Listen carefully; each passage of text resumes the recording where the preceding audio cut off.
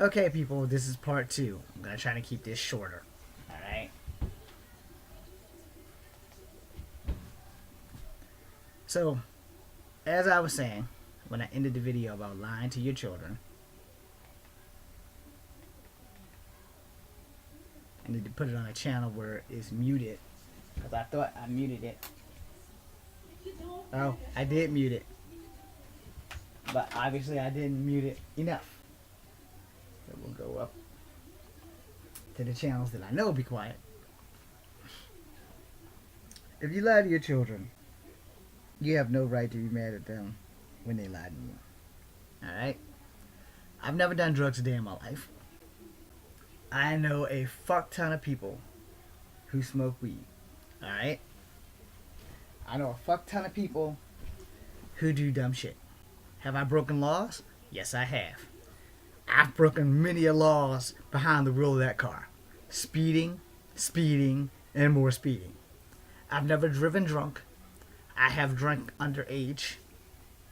And you know, when you're like 17, 18 and alcohol is around and people give it to you knowing that they shouldn't, as rites of passage go, you know, I never got drunk before I was 21.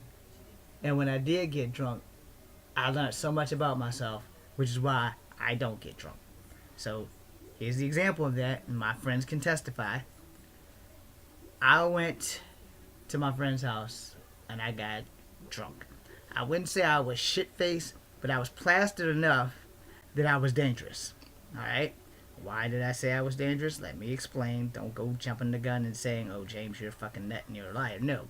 I was dangerous. I have been doing kung fu since I was 7 years old. I have been a street fighter since I was 6 years old. So I pretty much know my way around a fist. Alright? I know how to receive a punch, and I damn sure know how to give them. I know how to receive a kick, and I damn sure know how to give them.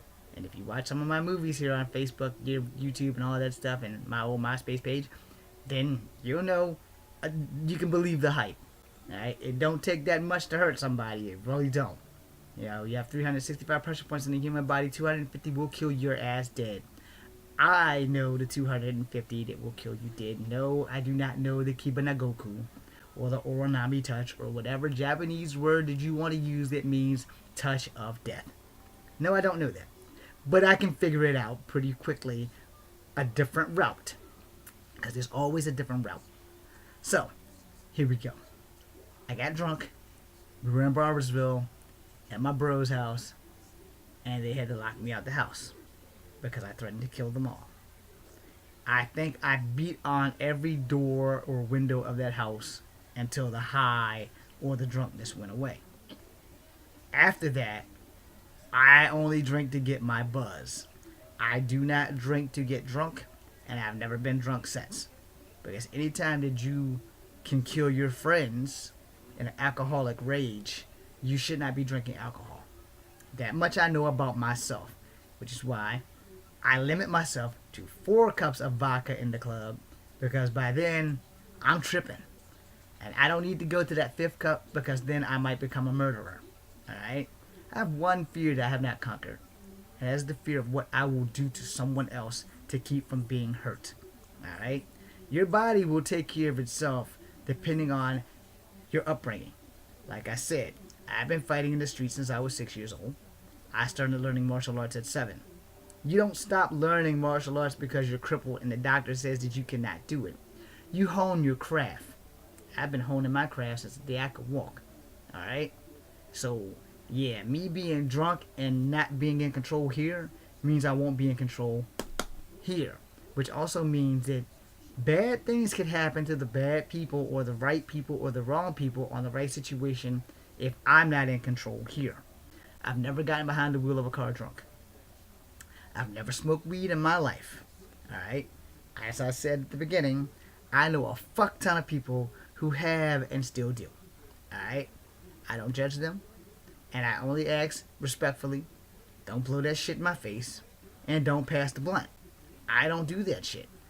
If I want to be feeling good about myself, I'll get on a video game. I'll go watch porn. I have other vices that I can use to relieve my stress and my anger, which does not involve me putting drugs into my system. All right. Yes, alcohol is a drug. I don't drink like talking about it. When I got out of the army, I became a small alcoholic. That was due to some PTSD issues from not being able to stay in the army and not being able to adapt and adjust back to the civilian life really normally. A lot of veterans go through that shit. I became a tiny bit of an alcoholic. Every weekend I was drinking. Friday, Saturday, Sunday, I was at the Biltmore. Had my money not run out, I'd still be at the Biltmore. Because life is not easy. Let's be honest with our kids. Life does not get better when you become an adult unless you find a career that makes you happy. So it's not like actually going to work. It's like going to play. In Virginia, that's a bit of an issue because I like making movies and other people like making movies, but none of us are willing to collaborate and work together because that's too much like the right fucking thing to do. There's a studio, I will not promote it because they would not give me a job way back when they opened up in 2000 with the promise of Hollywood East, but they won't make kung fu movies, they won't make scary movies, and you wonder why you don't hear much from them now.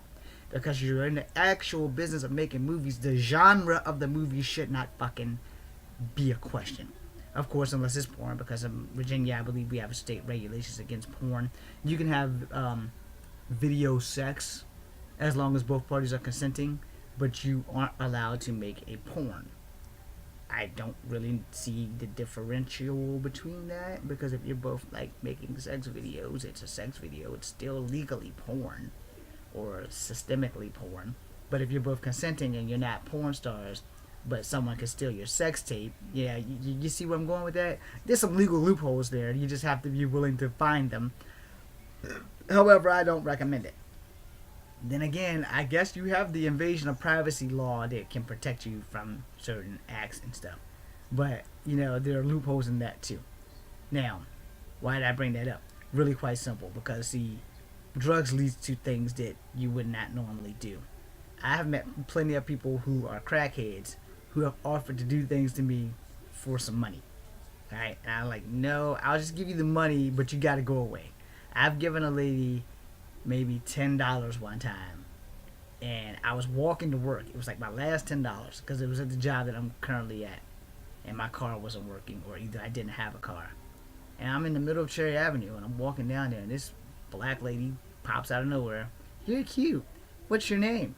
I give her my name. I don't know what the hell's going on, because black women usually don't talk to me. Black women look at me, they laugh at my clothes, they laugh at their hair, they give me the finger and walk off with their nose in the air. Alright, and this finger, the middle one.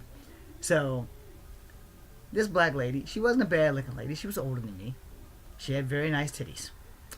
So she said, look, I will show you my titties for $10. And I'm thinking to myself, what? It's like, look, I need $10. I was like, ma'am, all I have is $10. It's for me to get where I need to go today. And I was walking. I wanted the $10 so I could eat with, you know, drink something on the way home or whatever. Not alcohol. Because this is before my alcohol days. Or before my second round of alcohol days. I hadn't been in the army at the time.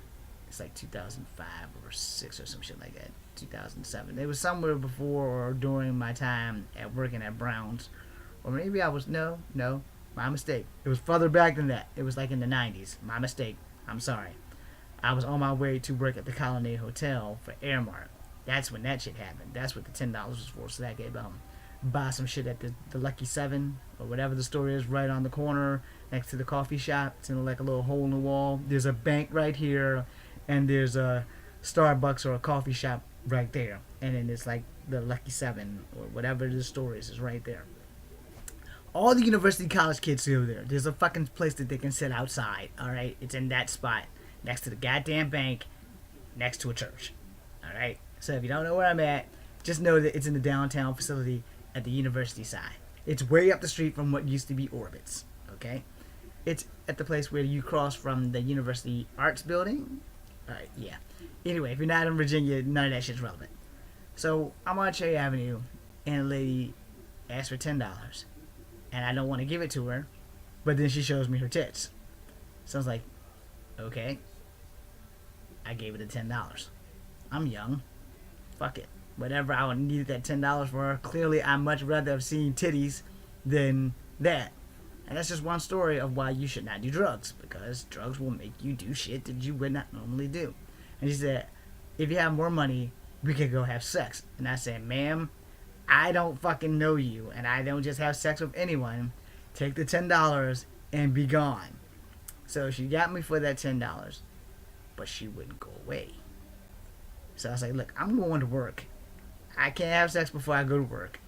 There's no time. I need to be there at this time, and I couldn't get a ride to work that morning because my uncle was running late. Alright? In fact, I don't even recall if I was living with him at the time, but I know I was working at the Colonnade Hotel. So I got to work, and I told everybody, because I got there late. I'm not gonna lie, I got there late. I've never been late to work a day in my life until that day. So I got there late, and it's like, why are you late? You're never late. And I was like, okay, two things. One, I just gave a lady $10, and she showed me her boobs. And two, I think she might have followed me. So I got to work. I went through the day. I never saw the lady again, ever. So she didn't follow me. That was clear. But shit like that didn't happen to people like me normally, especially with black chicks. Black chicks have never gave me a second look since I was 14. All right, and definitely not the pretty ones. And she was a very pretty black lady with no hair who had some issues. Okay, I still remember her face. I don't know what her name was. I never got her name. I'm pretty sure that she's probably not as pretty now as she is then, because I was in my 20s. I couldn't have been more than like 23 years old when this shit happened. But I didn't know the adverse effect of drugs. This was the adverse effect of crack. A few years later, I met a young lady at Food Lion, and I'm pretty sure that she lied to me about her father dying, and I gave her like the last $20 in my pocket because it wasn't my money that I was going in the store to spend, but the money I gave her was mine because she said that her father died and she didn't have a way home because there was a funeral and she had to pay for the funeral and all kinds of shit. Which goes to tell you all around I'm a dumbass. Alright? So I gave her the money. I went in the Food Line. I came back. She was still out there. And she came back and said, I need more money. And I was like, you need to get a job because I gave you everything I had, but you just went in the Food Line. I said, I gave you my money. The money I just spent in there was not my money to give you. I said, so I'm sorry about your loss and everything, but you need to go get a job. And Food Line's hiring. So go on in there and get a job. Yeah, but the funeral, blah, blah, blah. She gave me your song, same and then. I said, look, I gave you what I could give you. I have nothing else to give you. Now, you can save your sad story for whoever the hell you want to save it to. I don't know if her father died. People don't always tell you the truth. I got in the car and I rode the fuck out. Whatever happened to her, I don't know. And honestly, I don't care. But this is why you don't do drugs. It's okay to know and associate with people who do drugs. That does not make them bad people. That just makes them people with a really bad, nasty habit and an addiction that can possibly ruin their life. I, again, outwardly admit I know many people who smoke the fuck out of weed. I don't know anybody who does coke. I don't know anybody who does crack. I have met crackheads. I've never met a cokehead. In my more recent years before my father died, I met a young lady who did heroin who literally died in his bathroom on the floor, and we got her back. I hope she's doing well because she hasn't contacted me, and we're good friends. At least I like to think we're good friends. And I told her, anytime you ever need me, I'm here. If it's within my power, as long as no money is involved, that's fine. And her and her boyfriend, I'm leaving their names out, but just know that her name starts with an A, and her last name starts with a P. And if she's watching, yo, girl, contact me, let me know you're okay. Because my father and I, we got her to the hospital, and my father went and picked her up from the hospital and took her home. And then her parents gave her such a hard fucking time. Now, I'm about to get racist. Because this is important. Because it involves this young lady. She's a white young lady, alright? Very beautiful young girl. Very beautiful. Her stepfather, when I first met him, he's a dick. Alright? I don't know what happened before the drug thing. But I met him before she OD'd in our fucking bathroom. Because I didn't know she was a friend of a friend. It's a long story. I'm leaving shit out for a reason. Legal ramifications and all that. I'm leaving all the good juicy details out. But she OD'd in the bathroom. I didn't even know the girl did drugs. Alright? So, the week before that, she had problems with her stepfather. Because of one of her boyfriends, or her boyfriend did some shit, and her stepfather took it out on her. Which is bullshit, because you don't take shit out on someone innocent because they brought somebody there You know, you don't know everybody. You think you know everybody. You know enough of what people want you to know. And then you go with emotions on that. Well, apparently her boyfriend did some shit to her stepfather's property or whatever, and he took it out on her instead of confronting the fucker that did it. Alright?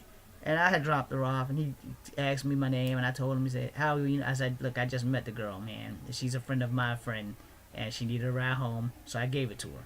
So I will. Please don't come back. I'm pretty sure he didn't like me because of the color of my skin. He probably doesn't know that I'm not just black, but he probably thought I was a Mexican. So before I left, I mean, he was jumping down her shit, and I was like, dude, why are you talking to her like that? Dude, you need to get off my property and mind your business. And I was like, she's kind of my business because she's my friend's friend. I got her here safely to make sure that she's okay. No, well, thank you. We got this. Now carry your ass home. Please get off my property. I didn't have a choice. I basically was evicted off of his property. So it was like maybe 2 or 3 weeks later where she OD'd and died. I kind of understood what her fucking problem was because she had problems at home. And people generally get on drugs for a clusterfuck of reasons, but one of the main reasons is that they have problems at home, you know. And when she OD'd, you know, had she been OD'd in someone else's house, she would have been through so much fucking shit before the cops even got to her, you know. And so we got her safely to the hospital. Cop asked me all kinds of questions, and I had to explain, hey, look, dude, I just met the girl like 3 weeks ago, you know. I don't know her like that. I didn't even know that she fucking did drugs. He's like, well, we're gonna look through your house for the drugs. So I'm like, okay, knock yourself out.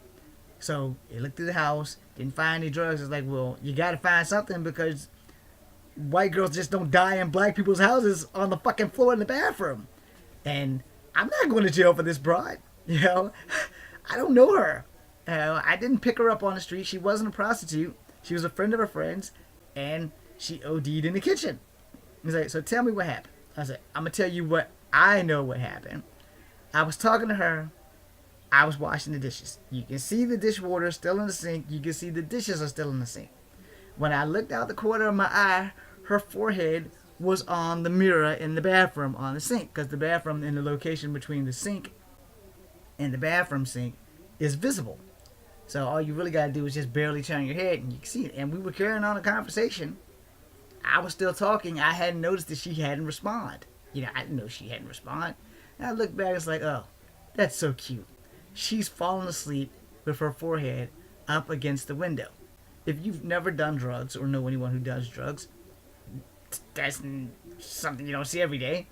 And if that's the case, you know, I didn't know the girl. I thought that she just didn't sleep much because she looked kind of goth. So I assumed she was kind of goth, and her head was pressed up against the glass in the bathroom, the medicine cabinet.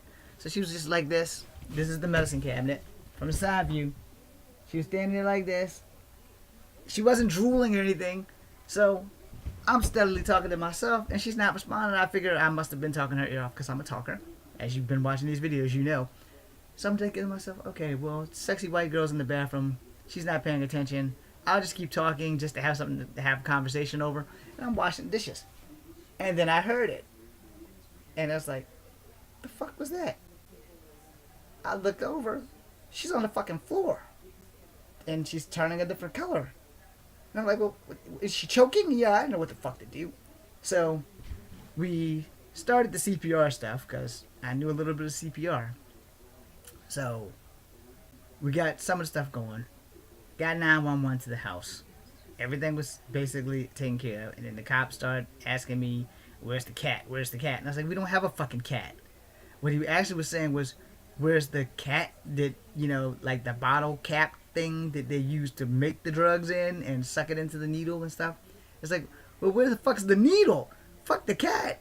You know, and it's like, well, we can't find that either. I said, hey, look, dude, if this girl has done drugs in this house, I need to know because this is my dad's house. I don't live here. I'm coming here because I had to go to the military hospital the very next day to get shit done. And he's like, well, I said, look, I'm a veteran of the United States military. You are not allowed to do drugs in country. I said, I can't speak about what you can do out of country, but in country, you're not allowed to do drugs. They prefer you not to smoke cigarettes, and they prefer you not to drink alcohol. I say, I'm here because tomorrow I'm going to McGuire for some kind of physical and an exam or whatever. And I think that's actually like before I learned about having a hip replacement. So when that happened, you know, me and my dad was like, okay, well, what the fuck happened? I said, Dad, I have no fucking idea. I know I was talking to her, and then she was on the fucking floor. And he's like, and what were you doing talking to her? I was like, I was washing the fucking dishes. I just cooked all this fucking food. You know me, after I cook, I wash dishes and then I eat so that I don't have to worry about washing dishes after my meal. I wash dishes before my meal so that I can enjoy my meal and take my time. Everybody thinks that that's wrong, and that's fine. That's your opinion. But, you know. So, after we got her from the hospital, and I guess my dad took her and her boyfriend home, I didn't go because I had to go to bed. I had to get up at like fucking 5 o'clock in the morning because I had to go to an appointment, and then I had to come back home, and then I had to go to work. So instead of taking a damn day off, you know, I went and did what I had to do at McGuire and went straight home. I caught a half-hour nap, and then I went to work. I have been worried about the girl from that day. I still worry about her, and it's been like 3 years since my dad died. That happened the year before my hip replacement. So yeah, it's been some time. So if you're out there, AP, reach out to me. Facebook's always an option. Now, I'm gonna bring this back around. Now, bringing it all back around to why you don't lie to your children. All right, I'm bringing it all back around now.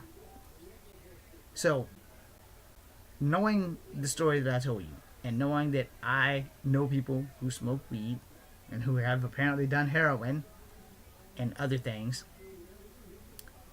when you lie to your kids, when you try to shelter them from the reality that is the world, you are only fucking them in the long run. And that's not what you do.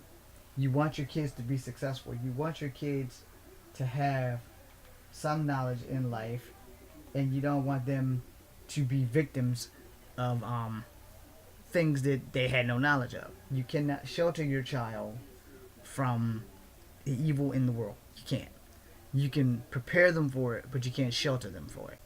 So you need to tell your children the truth. You need to teach them to pick their friends carefully. You need to teach them right from wrong, which probably should have been the second thing after the truth. You should always tell them the truth first, and then you should teach them right from wrong. Then you should teach them to pick their friends carefully, because you can pick your friends, you can't pick your family. And then you should teach them a moral compass, and excuse me for belching in front of you. You are the primary person who prepares your child for doing the right thing and the wrong thing in this world. And so when you lie to your children, you have started a bad habit of teaching them that lying is okay. For me, I don't believe that lying is okay. Okay, there may be attenuating circumstances where lying may be okay. But that circumstance is like if you're on trial for murder, there's 2 ways to get out of murder. First, don't kill anybody. 2, never confess to a murder that you did not commit. And 3, if you don't know what to say nothing.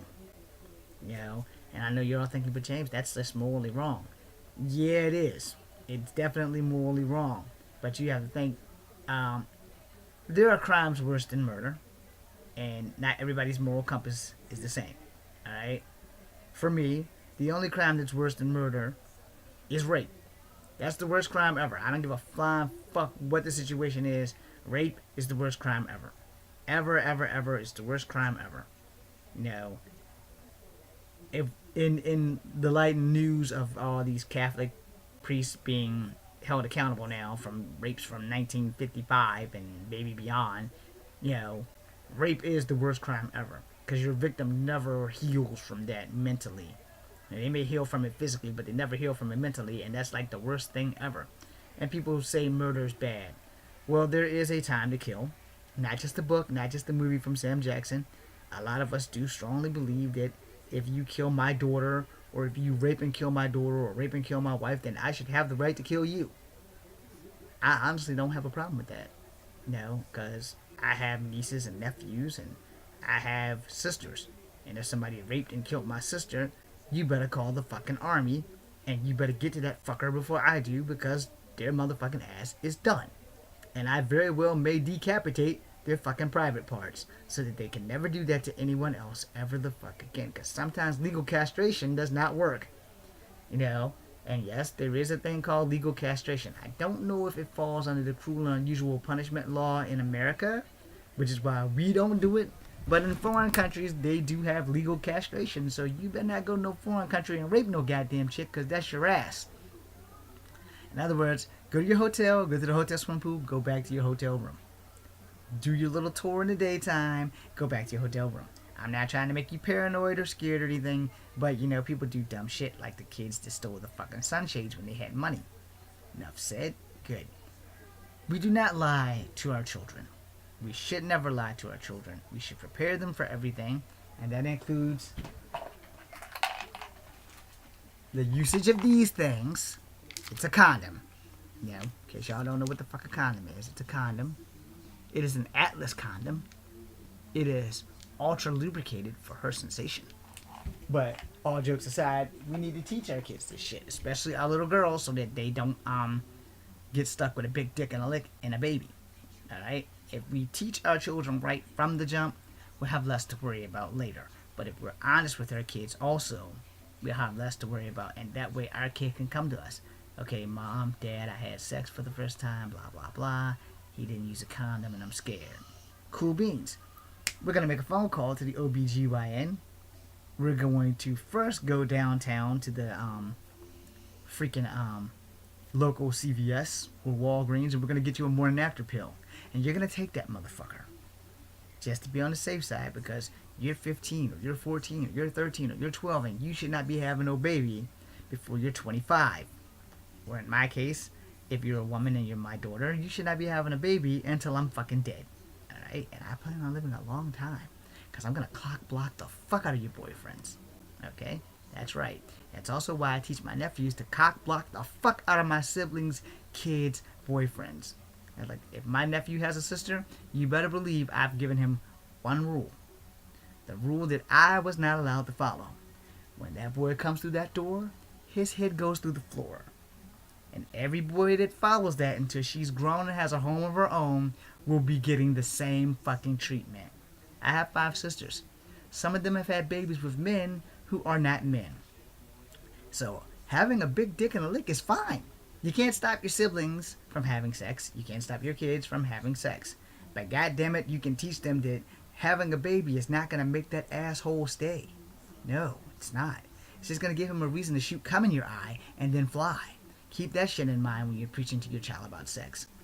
But you really should not lie to your children. You should explain to them that getting pregnant does not change the fact that this motherfucker does not love you. He may be a great daddy to your baby, but he don't want nothing to do with you. So why did you fucking fuck yourself like that? Alright? This is the thing. You have to teach your daughters not to fuck themselves over because a man says, oh, I love you. I love you so much. We're going to have this baby, and I'm going to do everything there for you and this baby. And then when the baby gets here, oh, the bitch slept with 25 people. The bitch don't smell too great in another regions. The bitch does this, the bitch does that. The bitch has slept with my friends. Now, you see how quickly that changed? All of a sudden, it's not I love you, now you're somebody's bitch. You have to be honest with your kids. You have to be honest with your sons. You have to raise them right to not go around knocking up chicks when they don't want to have babies by them. And you have to be honest with your daughters. Hey, not every time did you ride a dick or get a good lick that you should get pregnant by this fucker. And this is where we fuck up as parents by not teaching our kids the fucking truth. Why did I do that? Without bringing it all around? I brought it back around. Y'all just motherfuckers wasn't aware of it. When we lie to our kids, we give them an excuse to lie to us. When you lie to your kid about anything and everything, your kid's gonna lie to you about anything and everything. And why? You set the fucking example. You did it. Not them. They learn from us. So if you're teaching them that lying is okay, you can't get mad when they lie to you. I'm James Williams Sr., and that's no lie. It's time for me to go, and for you guys to fly. Have a great day, as my next video will be a Mass Effect adventure with Jaw, you'll see. Now, I'm ending this video here because I'm going to take a shower. And if you don't like it, then you don't have the power. Be seeing you.